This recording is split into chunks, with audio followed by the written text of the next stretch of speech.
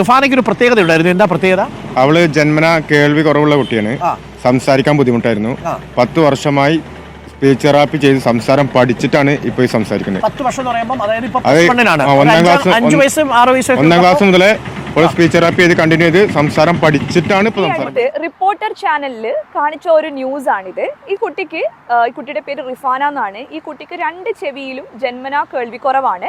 2 ചെവിയിലും കേൾവി സഹായം ഉപയോഗിക്കുന്നുണ്ട്. പക്ഷെ വളരെ വ്യക്തമായിട്ട് കുട്ടി സംസാരിക്കുന്നുണ്ട്. നിങ്ങൾക്ക് ഈ ന്യൂസ് കണ്ടാൽ അത് മനസ്സിലാകും. അപ്പോൾ ഇതിൽ പേരൻ്റ് ഒരു കാര്യം പറയുന്നുണ്ട്. 10 വർഷമായിട്ട് കുട്ടിക്ക് സ്പീച്ച് തെറാപ്പി കൊടുത്തുകൊണ്ടേയിരിക്കുകയാണ്, ഇപ്പോഴും സ്റ്റോപ്പ് ചെയ്തിട്ടില്ല എന്നുള്ളതാണ്.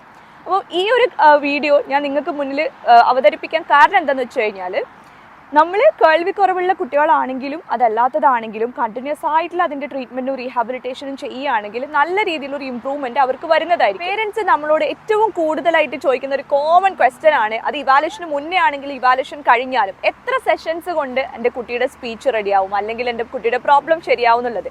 അതിനൊരു മറുപടി കൂടിയാണ് ഈ ഒരു റിഫാനയുടെ ജേർണി എന്ന് പറയുന്നത്. കാരണം നമുക്ക് ഓരോ കുട്ടികളുടെ പ്രശ്നത്തിനനുസരിച്ചിട്ടും ഓരോ കുട്ടികൾ നമ്മൾ പറയുന്ന കാര്യങ്ങൾ ലേൺ ചെയ്യുന്ന രീതിക്ക് അനുസരിച്ചിട്ടും അവരെ ഫാമിലി എത്രത്തോളം അതിൽ എഫേർട്ട് ഇടുന്നത് അതിനൊക്കെ അനുസരിച്ചിട്ട് സെഷൻസിൻ്റെ എണ്ണം കൂടുകയും കുറയുകയും ചെയ്യും. ചില ആൾക്കാർക്കാണെങ്കിൽ കുറച്ച് സെഷൻസ് മതിയാവും അല്ലേ, ചില ആൾക്കാർക്ക് പക്ഷേ ഇത്രയും ലോങ് ടേം ആയിട്ടുള്ള കെയർ അത്യാവശ്യമാണ്. പക്ഷേ ഇത് ഓരോരുത്തരുടെയും കണ്ടീഷനനുസരിച്ചിട്ടും ഞാൻ പറഞ്ഞ ഫാക്ടേഴ്സിനനുസരിച്ചിട്ടൊക്കെ മാറിയും മറിഞ്ഞും ഇരിക്കും.